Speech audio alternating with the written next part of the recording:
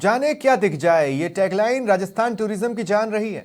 ये टैगलाइन इस सच की ओर भी इशारा करती है कि अभी तो राजस्थान में पर्यटन की कई संभावनाओं की परतें खुलना बाकी हैं, लेकिन जो जगह दिख रही हो पर किसी प्लान से अछूती हो तो सवाल उठते हैं। नमस्कार, वक्त है पंचतंत्र का। आपके साथ मैं हूं स्वप्निल। आज होंगे भरतपुर संभाग के लोकल मुद्दे पर, लोकल चेहरों के साथ वोकल। मुद्दा है वो मांग जो लंबे वक्त से इलाके में गूंज रही है। मांग भरतपुर को पर्यटन जिला बनाने से आगे की है।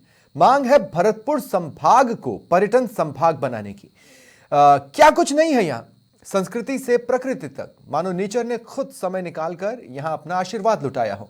ऐसे वक्त में जब एनसीआर का तमगा इलाके को कुछ ना दे पाया हो, संभाग के अन्य जिले रोजगार सृजन के अवसरों को रो रहे हों, सवाल है कि क्या जिम्मेदार कानों तक मांग पहुंची? जिम्मेदार आंखों ने वो सपना देखा जो लोग देख रहे हैं? आज बात इसी पर करेंगे। मेरे साथ जो गेस्ट जुड़ रहे हैं आपको इंट्रोड्यूस करवा देता हूं। मेरे साथ जुड़ रहे हैं अशोक तांबी जी, कांग्रेस की ओर से, आशीष अग्रवाल जी सामाजिक कार्यकर्ता हैं, और दीपक लवानिया हमारे सहयोगी। आप सभी का स्वागत है समाचार प्लस पर। मैं शुरुआत दीपक आपसे करना चाहता हूं। मैं मोटे तौर पर एक बात इस चर्चा की शुरुआत में समझना चाहता हूं कि अमूमन जब इस तरह के एरियाज होते हैं वहां पे टूर प्लान्स होते हैं। आप देखेंगे कि जो प्राइवेट एजेंसीज हैं वो ये कह देते हैं कि भाई हम आपको 1 या 2 दिन का चार्ज लेंगे और उसमें आपको इस पूरे इलाके में, संभाग में ये दिखा देंगे। क्या इस तरह के कोई भी टूर पैकेजेस भरतपुर संभाग में अवेलेबल है? देखिए स्वप्निल, भरतपुर संभाग, पहले बात कर लेते हैं भरतपुर जिले की। लंबे समय से ये मांग चल रही है कि भरतपुर जिले को पर्यटन जिला घोषित किया जाए, लेकिन हम इसमें थोड़ा सा चेंज करेंगे, बदलाव लाना चाहेंगे कि भरतपुर संभाग को ही पर्यटन संभाग क्यों ना घोषित किया जाए, क्योंकि भरतपुर संभाग में पर्यटन के लिए अपार संपदा है।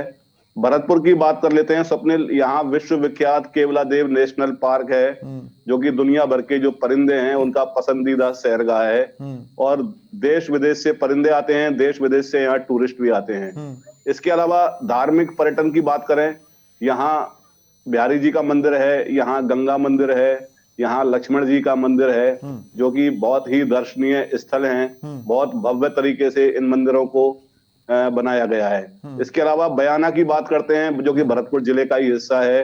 वहां बाड़ासुर का किला है स्वप्निल, जो कि बताते हैं कि इतिहास अब तक का सबसे बड़ा किला उसको माना जाता है। इसके अलावा मुगल कालीन छतरियां हैं बयाना में, ऊषा मंदिर है, बंद बारेठा अभ्यारण्य है, वैर जो तहसील है वहां का सफेद महल है, कामा के तीर्थराज विमल कुंड है। इसके अलावा 84 खंबे हैं, डीग के ऐतिहासिक जल महल हैं, डीग का ऐतिहासिक किला है, डीग के रंगीन फव्वारे हैं, और कोई सर्किट नहीं है। जो ये सब आपस में इंटरकनेक्टेड नहीं है। अगर इधर जाना हो तो हमें फिर वो सेपरेट एक जिले से दूसरे जिले तक की रोड से जाना है और फिर वहां जाकर उन पर्यटन स्थलों तक पहुंचना है।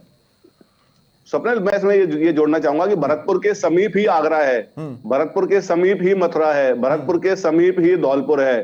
धौलपुर की बात कर लेते हैं, वहां चंबल सफारी है, बहुत अच्छा पर्यटन केंद्र विकसित हो सकता है।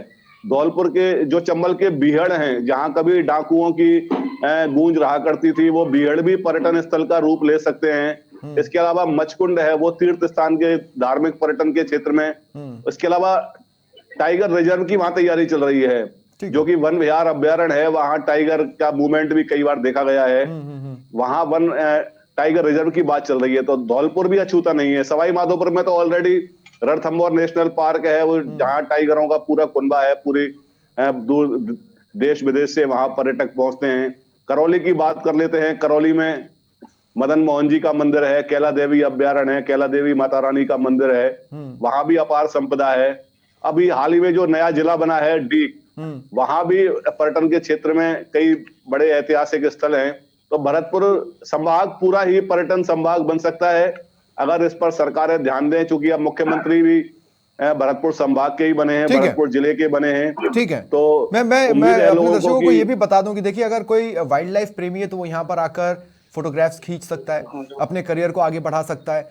अगर हम बात करें कि अगर पर्यटन संभाग के तौर पर इसे डेवलप किया जाता है तो रोजगार बनेगा। अगर मैं भरतपुर स्पेसिफिक बात करूं तो एनसीआर में होने की वजह से कोई फायदा नहीं मिल पाया, लेकिन अगर टूरिस्ट डेस्टिनेशन की अगर तौर पर इसे कर दिया जाता तो रोजगार का भी सृजन होता। जरूरत एक प्लानिंग की है। आशीष अग्रवाल जी मेरे साथ हैं।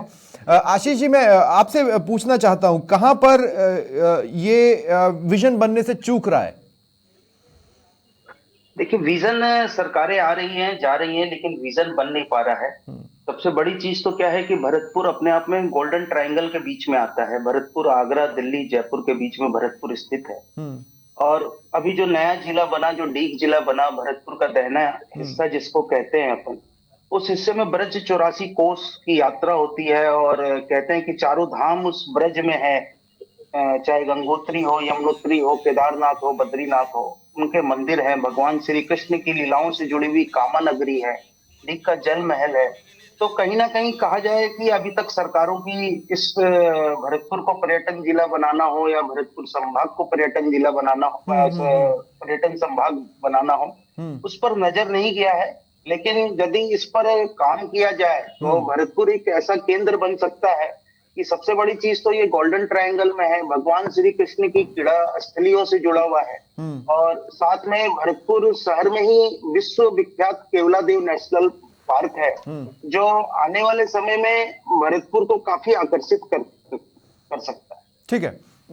मैं अब तांबी साहब आपके पास आ रहा हूँ। तांबी साहब, मैं समझना चाहता हूँ कि जी सर। एक लंबे वक्त तक विश्वेंद्र सिंह पर्यटन का ही जिम्मा संभालते रहे। इसके अलावा मैं कहूँ तो सुभाष गर्ग जी भी इसी इलाके से आते हैं। आखिर ये विजन में क्यों नहीं आ पा रहा है? आप लोगों तक ये बात तो है कि भाई जैसे भरतपुर को ही मैं ले लूँ तो ये एनसीआर है और लोग परेशान हैं क्योंकि एनसीआर की वजह से बहुत सी नई चीज़ें आ नहीं पाई और रोजगार भी वैसे बढ़ नहीं पाया।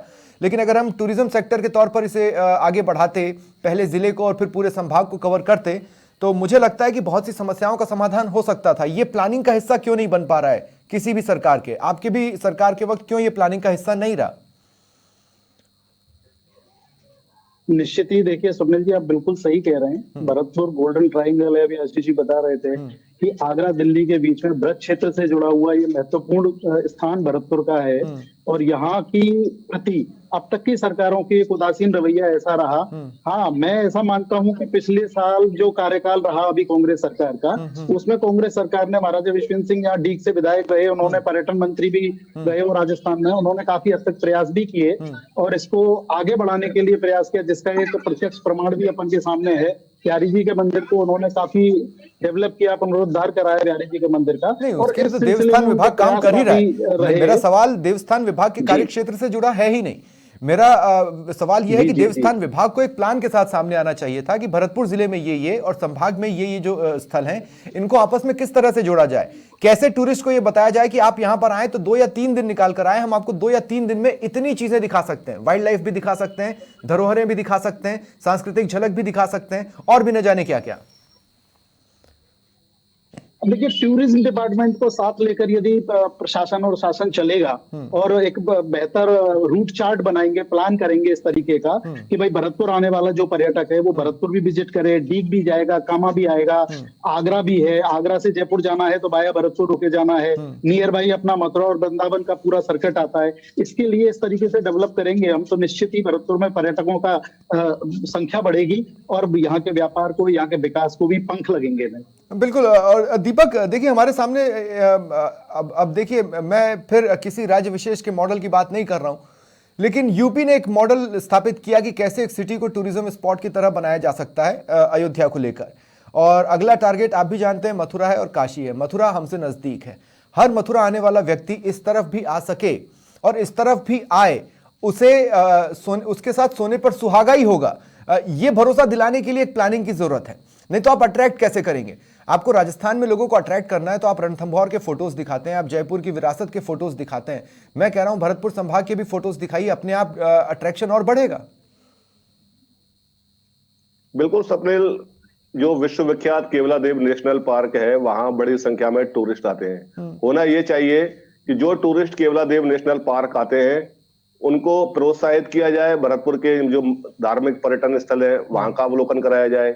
इसके अलावा अन्य जो पर्यटन स्थल है वहां का अवलोकन कराया जाए, ऐसी व्यवस्थाएं की जाए, इस तरह की उनको जागरूक किया जाए उनको कि भाई यहाँ पर भरतपुर में खाली केवलादेव नेशनल पार्क ही नहीं है, यहाँ पर डीग के जल महल भी हैं, यहाँ पर डीग का किला भी है, यहाँ पर कुमेर का भी किला है, यहाँ पर वेर का सफेद महल भी है, यहाँ पर कामा का उधर विमल कुंड भी है, कामा के 84 खंबे भी हैं। इसके अलावा ब्रज 84 कोस, जैसा कि आशीष जी ने बताया था, ब्रज 84 कोस भी यहाँ का एक धार्मिक पर्यटन का एक बड़ा केंद्र है, जहाँ भगवान श्री कृष्ण की क्रीड़ा स्थली है। इसके अलावा पूछरी का लौठा है। तमाम ऐसे पर्यटन स्थल हैं जो कि जो अब यहाँ आने वाले पर्यटकों को लुभा सकते हैं, लेकिन सरकार की ओर से अभी तक कोई ऐसे प्रयास नहीं किए गए हैं। उदासीनता की सीमा ये है, उदासीनता की सीमा ये है कि लोहागढ़ किला, अब मैं ये बता दूं कि लोहागढ़ किला के सामने जो सुजान गंगा नहर है, वो बदहाली की आंसू रो रही है। सुजान गंगा नहर को भी एक बढ़िया पर्यटक केंद्र बनाया जा सकता है। हाँ। वहां बोटिंग कराई जा सकती है, वहां लाइटिंग कराई जा सकती है, वहां रंगीन फव्वारे चलाए जा सकते हैं। और नहीं, ये सब प्लानिंग का हिस्सा था दीपक, ये सब प्लानिंग का हिस्सा था। मैं आपको कुछ पलों के लिए रोक रहा हूं। ये सब प्लानिंग का हिस्सा था कि सुजान गंगा नहर में बोटिंग होगी। आपको याद होगा आज से 5-10 साल पहले तो अखबारों में ये खबर भी छपवा दी गई थी और टीवी चैनल्स पर भी बाइट दे दी गई थी कि अब बोटिंग वहां पर जल्द से जल्द शुरू होने वाली है। लेकिन मैं अब ये कह रहा हूं कि जैसे आप लोहागढ़ किला ले लें, कभी लड़कर उसे नहीं जीता जा सका। ऐसा ही एक किला तुगलकाबाद में, वो फेमस है, उसको देखने के लिए विदेशों से लोग आते हैं। जब उनको पता चलेगा कि राजस्थान में भी एक किला है जिसे लड़कर कभी जीता ही नहीं जा सका, हिस्ट्री के स्टूडेंट्स क्यों नहीं आएंगे उसे देखने और समझने की आखिर ऐसी क्या खासियतें हैं? क्यों हिस्ट्री डिपार्टमेंट को फॉलो करने वाले यूनिवर्सिटीज़ अपने स्टूडेंट्स को यहाँ नहीं भेजेंगे? ये मेरी समझ से परे है। मैं एक बार फिर आपके पास आ रहा हूँ आशीष अग्रवाल जी। मैं ये कह रहा हूँ कि देखिए, मैं ये नहीं कह रहा हूं कि आप एक नया सर्किट बनाइए, आप लैंड को कैप्चर कीजिए, एक अलग से रोड निकालिए और उस रोड को इन सारी चीज़ों से कनेक्ट कीजिए। मैं ये नहीं कह रहा हूं। ऑलरेडी जो सड़कें हैं उन्हीं को अगर आप जब टूरिस्ट डेस्टिनेशंस के तौर पर आप इनको इंप्रूव करने लगेंगे तो वहां पर लोग छोटी छोटी अपनी दुकानें खोलकर अपना रोजगार संभाल लेंगे, रोजगार के चांसेस बढ़ेंगे। भरतपुर आज रो रहा है ना रोजगार के लिए, धौलपुर आज रो रहा है ना रोजगार के लिए, सवाई माधोपुर रो रहा है ना। उनका कहना है कि भाई स्थानीयों को नहीं दिया जाता, लोग बाहर से आके नौकरी कर ले जाते हैं। लेकिन स्थानीयों को अवसर इसी बात से मिल जाना है कि अगर वहां पर टूरिस्ट संभाग बना दिया या पर्यटन संभाग बना दिया या पर्यटन जिला बना दिया, अपने आप रोजगार के अवसर खुलेंगे। देखिए, मेरा इसमें ये कहना है कि आज भरतपुर शहर की बात करें या भरतपुर जिले की बात करें तो भरतपुर में आज होटल्स की कमी नहीं है। बहुत अच्छे अच्छे होटल्स हैं केवलादेव नेशनल पार्क के आसपास। अब जैसे भरतपुर की चर्चा की जाए तो भरतपुर अपने आप में पर्यटन का एक बहुत बड़ा केंद्र बन सकता है। अभी जैसे भव्य रामलला का मंदिर बना है, 22 तारीख को उसका उद्घाटन हुआ है। उसमें जो पत्थर लगा है वो भरतपुर जिले का पत्थर है, रुदावल का पत्थर है, जो अपने आप में फेमस है, जो इंडिया के ना जाने कितने इमारतों में, कितने मंदिरों में वो पत्थर लगा है। जरूरत है कि सरकारों को इस तरफ देखने की। आज सड़कों की भी यदि बात की जाए स्वप्निल जी, तो सड़क का रूट इतना अच्छा है, चाहे भरतपुर से आगरा जयपुर पूरा हाईवे है, चाहे हमें अलवर जाना हो, चाहे मथुरा जाना हो, सड़क की कनेक्टिविटी बहुत अच्छी है, रेल की कनेक्टिविटी बहुत अच्छी है। नियरेस्ट एयरपोर्ट आगरा है, जयपुर है, दिल्ली है। अब ये नियरेस्ट है। अब दिल्ली एयरपोर्ट भी जाने के लिए 3 घंटा लगता है, भरतपुर से 3-3.5 घंटे में आप बहुत अच्छे से दिल्ली मुंबई एक्सप्रेस वे के जरिए आप उसको कनेक्ट कर सकते हैं।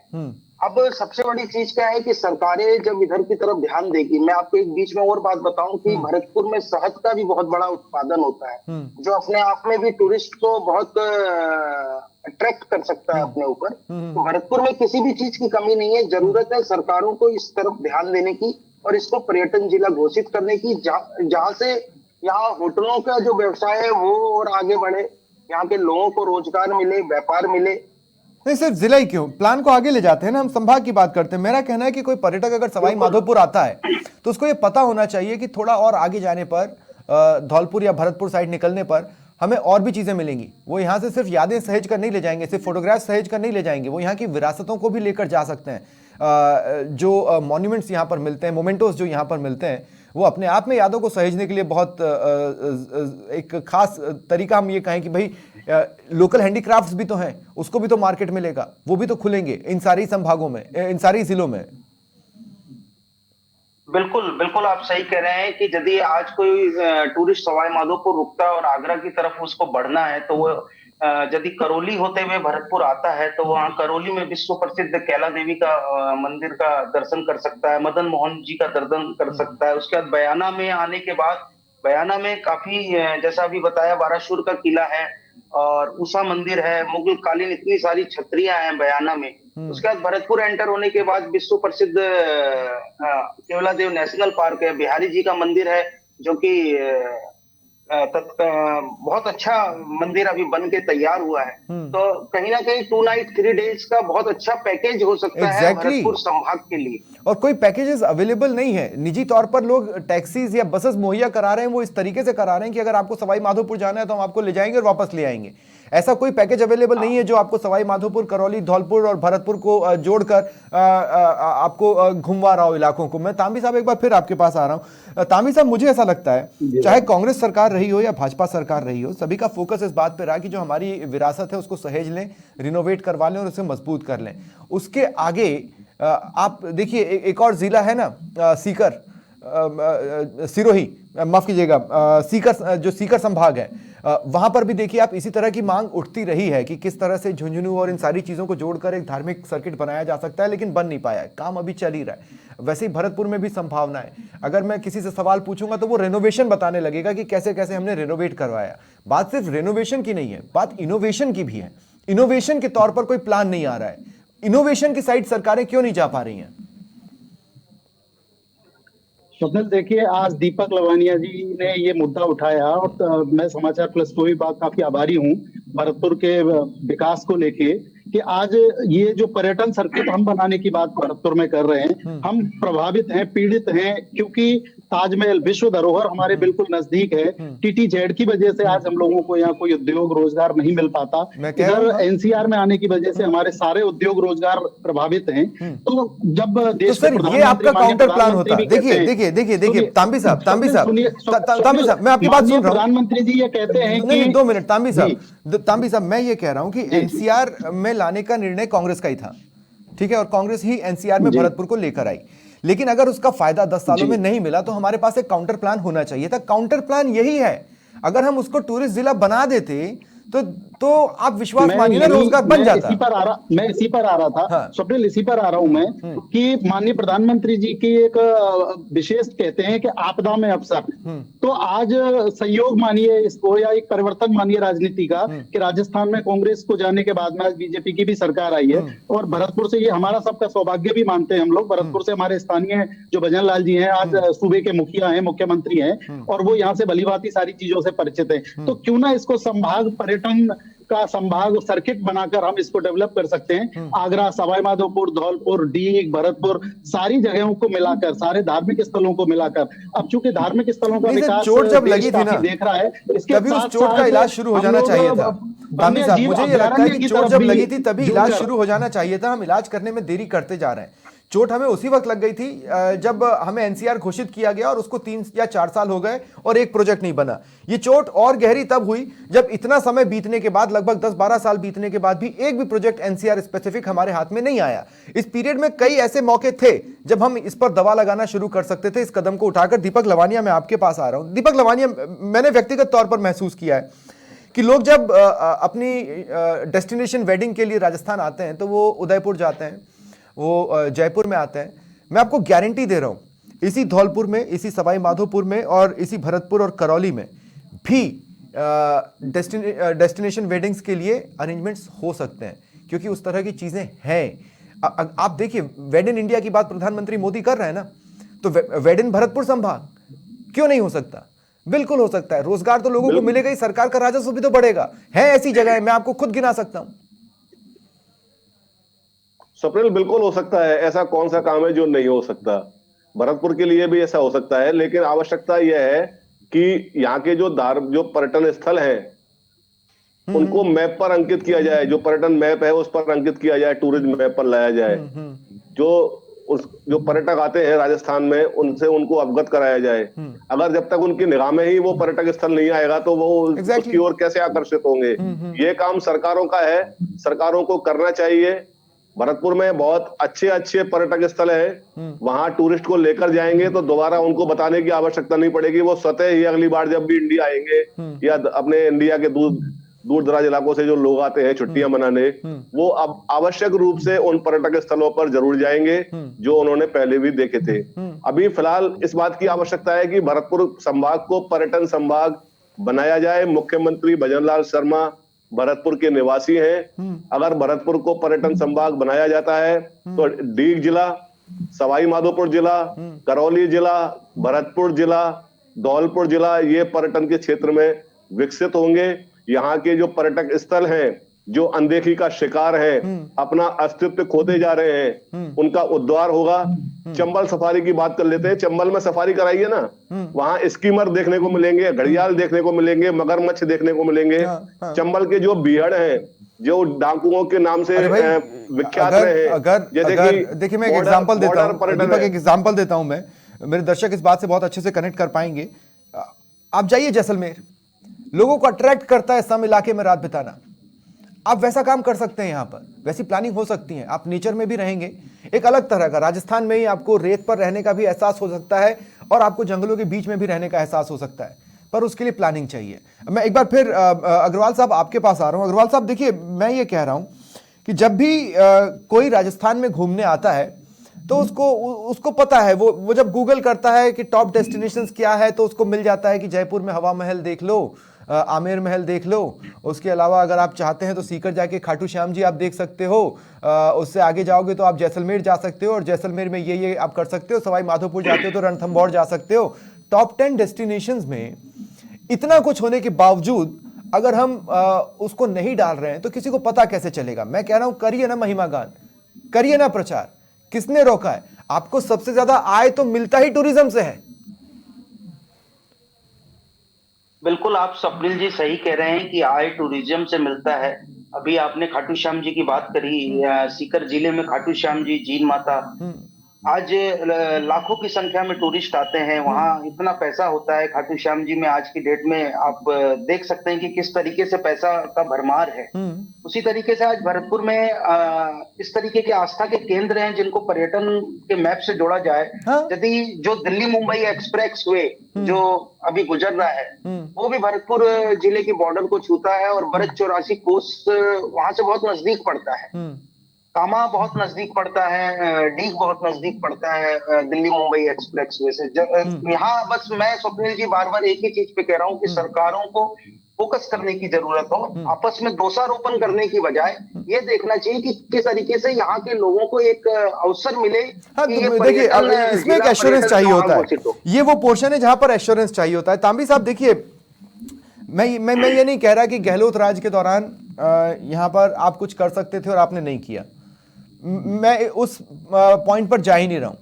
मैं आपसे इस पॉइंट पर जा रहा हूं कि अब विपक्ष के तौर पर एक सकारात्मक भूमिका आप इस तरह से निभा सकते हैं कि यहां से जो आपके जनप्रतिनिधि चुनकर भेजे गए हैं वो जाएं, एक प्रॉपर प्लान बनाकर और विधानसभा के पटल पर रखें।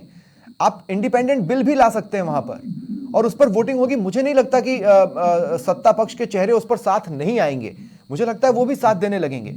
तो एक सकारात्मक विपक्ष की तरह एक प्रॉपर प्लान बना के ले जाइए ना, कम से कम इतनी उम्मीदें तो हम आप लोगों से कर ही सकते हैं।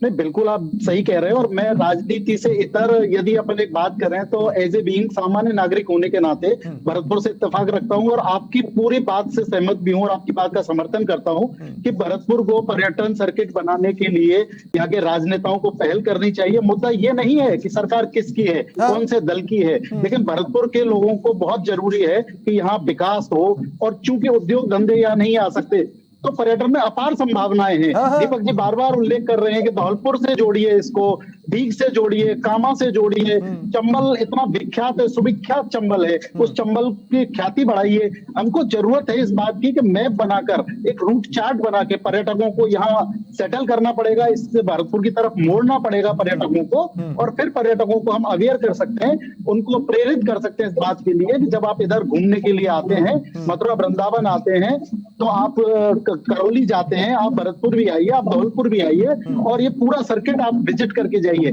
एटलीस्ट 2 से 3 दिन का एक रूट चार्ट बनेगा। यहाँ की जो ट्रेवल एजेंसियां हैं, आपने अभी 2 बार ये बात उठाई कि ट्रेवल एजेंसियों के पास में ऐसा कोई रूट नहीं है, ऐसी कोई ट्रेवल एजेंसी नहीं है इस तरीके से जो विजिट कराए। और दूसरा ये भी है कि यहाँ पर ना एक और चीज का ध्यान रखना पड़ेगा, हम इस लफड़े में ना पड़े कि ये सारी चीजें सरकार के कंट्रोल में रहेंगी या प्राइवेट हैंड्स के कंट्रोल में रहेंगी या पीपीपी मॉडल पर होगा। कोई भी एक मॉडल आप चूज कीजिए और उस पर कदम आगे बढ़ाना चालू कर दीजिए। वक्त उस बात का आ चुका है। दीपक, मैं लास्टली आपके पास आ रहा हूं और दीपक मैं कहना चाह रहा हूं कि अभी तो यहां लगने वाले मेले हमारे डिस्कशन में शामिल ही नहीं हुए हैं। आप समझ रहे हैं, अगर मेलों को और शुमार कर लिया जाए तो ये सिर्फ चीजें सीजनल नहीं रह जाएंगी, ये ईयर वाइज फिनोमिना बन जाएगा, साल भर का फिनोमिना। बिल्कुल स्वप्निल, भरतपुर संभाग का जो डीग जिला है, वहां जो मेला लगता है,